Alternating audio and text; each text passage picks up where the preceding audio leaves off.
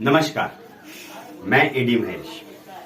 आज हम पढ़ेंगे कक्षा 12वीं का पाठ 9 भारतीय राजनीति। इसके ऊपर पहले भी एक वीडियो बन चुका है, अगर आपने नहीं देखा है तो लिंक मैं डिस्क्रिप्शन में दे दूंगा, जरूर देख लीजिएगा। चलिए शुरू करते हैं आज का पाठ। पहली बात तो ये कि जब हम लोग बात कर रहे थे गठबंधन की सरकार के बारे में, गठबंधन की सरकार के बारे में जब हम लोग बात कर रहे थे तो इससे पहले यानी कि 1990 से दशक से पहले गठबंधनों की सरकार नहीं थी। हमेशा से ही कांग्रेस ने पूर्ण बहुमत अपना लेकर आई थी और हमेशा से अपने सरकार बनाया। लेकिन आने वाले कई सालों में अगर हम लोग बात करें आज तक की यानी कि 2022 तक की अगर हम लोग बात करते हैं तो अब तक 11 सरकारें जो है बदल चुकी हैं। अब इन सरकारों में अगर हम लोग बात करें कि इन सरकारों में सबसे पहले सरकारें कौन सी थी और गठबंधन की सरकारें कौन कौन सी आई, जिसके अंदर हम सबसे पहले बात करते हैं कि 1981 के अंदर जब 1991 के अंदर, ठीक है, बात करते हैं जब राजीव गांधी जी की मृत्यु हुई तो कांग्रेस को बहुत बड़ी सिंपैथी मिली और कांग्रेस ने फिर से अपना बहुमत बनाया और दोबारा से सरकार बनाई। और उस वक्त पीवी नरसिम्हा राव जी को प्रधानमंत्री बनाया गया कि जो कि कांग्रेस के थे और इनको समर्थन दिया एआईडीएमके ने, जो कि तमिलनाडु की एक पार्टी है। उस वक्त उस पार्टी को तमिलनाडु में बहुत अच्छा बहुमत था, जिस कारण उसने इनको सपोर्ट करा और यहां पर गठबंधन की सरकार पहली सरकार बनकर तैयार हुई। इससे पहले भी हमने बात करा कि गठबंधन की सरकारें 2 बार पहले भी बन चुकी थी, जो कि बीपी सिंह जी की थी और उसके बाद चंद्रशेखर जी के बारे में। लेकिन ये सरकार ऐसी थी जिसने अपने पूरे 5 साल को कंप्लीट किया, यानी कि 5 इयर्स का जो पूरा साल का जो पूरा प्रणाली थी उसको इसने पूरे करे। लेकिन इसके बाद की सरकारें जो कि बहुत जल्दी जल्दी बदलती रही, कई सरकारें नहीं बदल पाई, नहीं बन पाई, जिसके अंदर उसके बाद आए अटल बिहारी वाजपेयी जी, ठीक है, जिन्होंने भाजपा की सरकार की थी और इन्होंने बहुत सारी पार्टियों का समर्थन एक साथ लिया था। लेकिन 13 दिन तक ही ये अपने समर्थन को बचा पाए और 13 दिन के बाद इनको पूर्ण बहुमत नहीं मिलने के कारण इन्होंने इस्तीफा दे दिया। और उसके बाद एचडी देवगौड़ा आए जो कि संयुक्त मोर्चा से थे और कांग्रेस ने इनको सपोर्ट किया था और कांग्रेस ने सपोर्ट कर इनको प्रधानमंत्री बनाया, लोग लगभग जो कि 1 साल भी इनकी पार्टी ना चल पाए। फिर उसके बाद इंद्र कुमार गुजराल आए।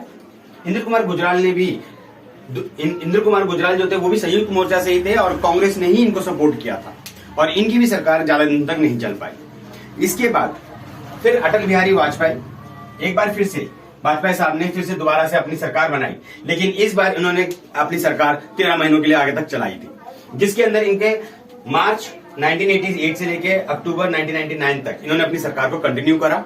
इसके बाद 1999 में दोबारा चुनाव हुए और यहां पर भी वाजपेयी जी ने दोबारा चुनाव जीते और जीतने के बाद अक्टूबर 1999 में से लेकर मई 2004 तक अपना सरकार बना के रखी। इसके बाद शुरुआत हुई फिर से, जिसके अंदर कि जब चुनाव हुए कांग्रेस दोबारा जीती और कांग्रेस को भी इस बार बहुमत नहीं थी और अभी तक यानी कि बहुमत नहीं मिला। लेकिन यहाँ पर भी इन्होंने गठबंधन की सरकार अपनी बनाई, लेकिन ये इनका गठबंधन काफी दिनों तक यानी कि लगभग 10 सालों तक स्थापित रहा और इन्होंने 2004 से लेकर 2014 तक अपनी सरकार को बना के रखा।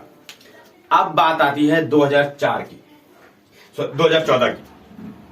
नरेंद्र मोदी, अब तक किसी भी पार्टी को पूर्ण बहुमत नहीं मिल रहा था। इतने सालों के बाद पहली बार 2014 में नरेंद्र मोदी जी को पूर्ण बहुमत की सरकार बनाने को मिला और इनको बहुमत भी मिली। इतने सालों के बाद पहली पार्टी भाजपा थी जिसने अपने बहुमत को स्थापित किया और अपनी बहुमत से सरकार बनाई। चलिए अगले भाग में चलते हैं और उसमें पढ़ते हैं भाजपा सरकार कैसे आई और भाजपा सरकार या भाजपा या पार्टी कैसे बनी। और इसके बाद क्योंकि भारत के अंदर दूसरी बड़ी पार्टी के नाम से जानी गई भारतीय जनता पार्टी, अब हम उसी का उदय के बारे में पढ़ेंगे और भारत में होने वाले कुछ हिंसक जो व्यवस्था थी जो भारत की राजनीति को। बीजेपी भारत में दूसरी ऐसी पार्टी जो कि कांग्रेस के बाद सबसे लोकप्रिय बन रही थी। अब हम बात करते हैं कि इसका उदय कैसे हुआ। जब हम लोग बात कर रहे थे सबसे पहले 1979 में जनता पार्टी का विध्वंस हो गया, खत्म हो गया, यानी कि जनता पार्टी जो थी पूरी तरीके से खत्म हो गई। जनता पार्टी के कुछ नायक यानी कुछ नेता जो थे अब अलग से आए और उन्होंने एक नई पार्टी का व्यवस्थित बनाया, यानी जनता पार्टी को अब भारतीय जनता पार्टी के नाम से जाना गया। अब 1980 में यानी कि 1980 में शुरुआत हुई यहां से जनता पार्टी की। जब जनता पार्टी की शुरुआत हुई तो शुरुआती दौर में इन्होंने अपनी पार्टी को एक गांधीवादी व्यवस्था के अंदर बताया, यानी कि गांधीवादी समाजवाद का रूपकरण दिया और विचारधारा के साथ में अपनी पार्टी को स्टार्ट किया। लेकिन जैसे जैसे समय बदलता गया, इन्होंने अपनी पार्टी में सबसे पहले अब 1986 में ठीक है, हिंदुत्व का नारा इन्होंने दिया। हिंदुत्व का मतलब था हिंदूपन, यानी कि देश के अंदर इन्होंने बोला कि भारत एक जन्मभूमि या एक पवित्र भूमि है जिसके अंदर हिंदुओं का जन्म है। यह हिंदुत्व की व्यवस्था के बारे में इन्होंने बात करी, जिसके अंदर इसका नाम दिया था हिंदुत्व। जो नाम दिया वो वीडी सावरकर जी ने नाम दिया है इसको, और ये आगे चलकर धीरे धीरे सम्मिलित होती गई और आगे अपने आप को स्टेब्लिश कर आगे बढ़ी। और 1900 पहले अगर हम लोग बात करें कि शुरुआत के कई दो चुनावों में 1985 में या 1985 में और 1989 में इसको ज्यादा सफलता नहीं मिली, लेकिन 1990 के दशक में इसने अपने आप को यहां पर खड़ा करना शुरू कर दिया था। अब हम बात करते हैं, अब यहां पर यह था कि एक तरह से यहां पर हिंदुत्व जो व्यवस्था थी वो इस पार्टी के साथ में जुड़ती जा रही थी, और यहां पर बीजेपी को सबसे बड़ा सहारा मिला ठीक है, एक केस जो कि था ठीक है शाहबानो के केस के बारे में। यानी कि शाहबानो जो कि 62 इयर्स की थी और उनके पति ने तलाक दे दिया, और ये एक मुस्लिम महिला थी। इन्होंने क्या करा कि इन्होंने सुप्रीम कोर्ट में दायर करा कि अब 62 साल की उम्र में, यानी 62 इयर्स में मैं कैसे अपने आप को पाल सकती हूँ, अपने बच्चों को कैसे पालूंगी, मुझे भत्ता चाहिए, मुझे मेरे पति के द्वारा भत्ता दिया जाए। और सुप्रीम कोर्ट ने भी उन्हीं के पक्ष में फैसला सुनाया और एक अधिवेशन रखा गया जिसके अंदर ये कहा गया कि अब उनको भत्ता देना ही होगा। लेकिन जो समाज के अंदर यानी मुस्लिम समाज के जो रूढ़िवादी नेता थे, उन्होंने कांग्रेस के सामने ये प्रस्ताव रखा कि ये हमारा पर्सनल लॉ है, इसको बदला नहीं जा सकता। और उस वक्त जो कांग्रेस की सरकार थी, इन्होंने इसकी सिफारिश करी और इस कानून को सुप्रीम कोर्ट से वापस लेने के लिए कहा, और वो वापस लिया भी गया। और इसी बात का बीजेपी ने पूरा फायदा उठाया और ये कहा कि भारत में कांग्रेस जो है ठीक है, वो सिर्फ कुछ ही पदों को या कुछ ही लोगों को फायदा दिलाती है, उनके लिए सारी जनता बराबर नहीं है। और इसी के कारण ठीक है, इस पार्टी ने, बीजेपी पार्टी के द्वारा और मुस्लिम महिला जमात के द्वारा ठीक है एक आवाज उठाई गई, जो कि आगे चलकर तलाक के विरोध में बताया गया। और दूसरी बात, अगर तलाक होता है तो उसके भत्ते के लिए भी बताई गई। ये कुछ ऐसे थे जिसको बीजेपी ने आड़े हाथों लिया और अपना फायदा पूरे तरीके से उठाया। और उसके बाद कांग्रेस 1990 के दशक में ऐसा नहीं था कि सिर्फ एक बीजेपी पार्टी ने ही अपना उदय किया था। इससे पहले ठीक है, जैसे कि बहुजन समाजवादी पार्टी जो कि काशीराम जी के द्वारा रखी गई थी, जिन्होंने मंडल आयोग की सिफारिशों को पूरा साथ दिया था।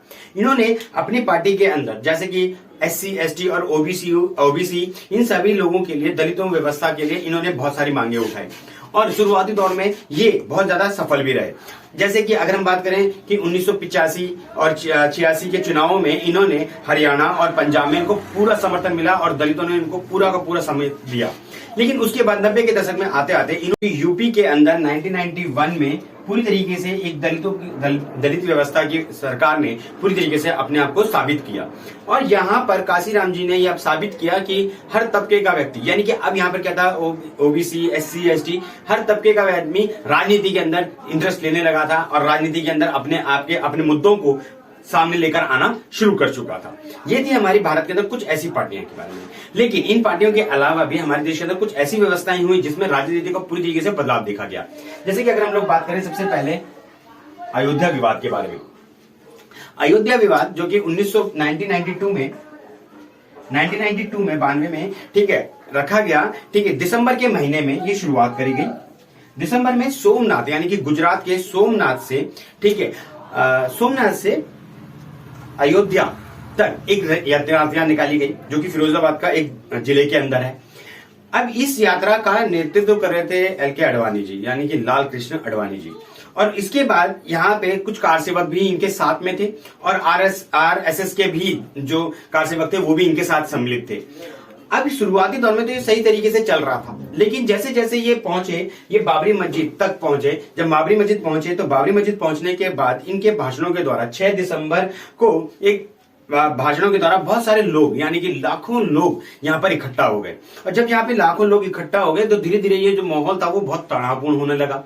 और सबसे बड़ी बात, यहाँ पर एक 16वीं शताब्दी का एक मस्जिद था ठीक है, जिसको हम लोग बाबरी मस्जिद के नाम से भी जानते हैं। और इस मस्जिद को पूरी तरीके से ध्वस्त कर दिया गया, खत्म कर दिया गया और बाबरी मस्जिद पूरी तरीके से खत्म, विनाश हो गया।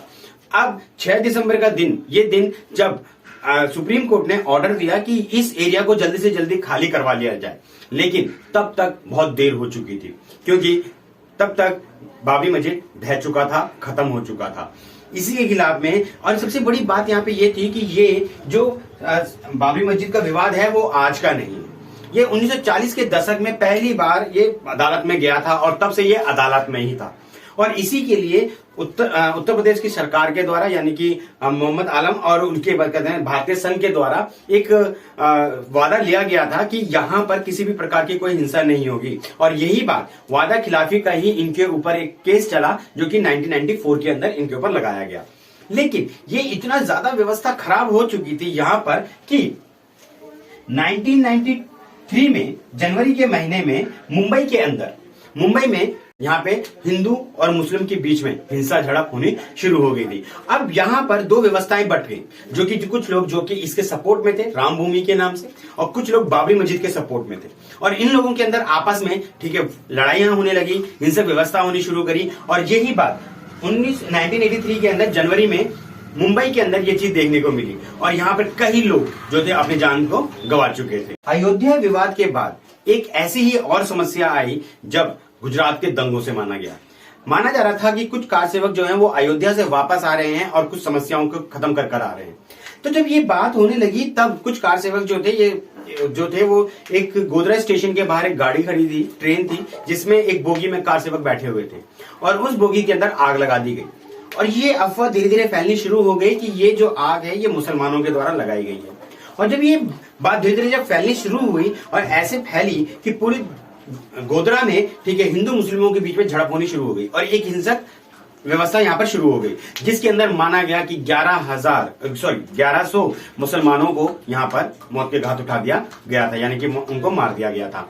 लेकिन यहाँ पर हुआ क्या, ठीक है, उस वक्त वहां पे चुनाव होने जा रहे थे, 2002 की ये बात है, और चुनाव अधिकारियों ने यहाँ पर चुनावों को पूरी तरीके से स्थगित कर दिया गया, रोक दिया गया। अब ऐसा नहीं था कि भारत में ऐसे दंगे अभी अभी हो रहे थे या ऐसा था कि अभी हुआ। इंदिरा गांधी के मृत्यु के वक्त भी, यानी कि 1984 में भी सेम इसी प्रकार के दंगे हुए। जब देखा गया कि जो सिख थे, यानी कि सिखों को यह माना गया कि यही क्या है, कारण है इंदिरा गांधी के मृत्यु के।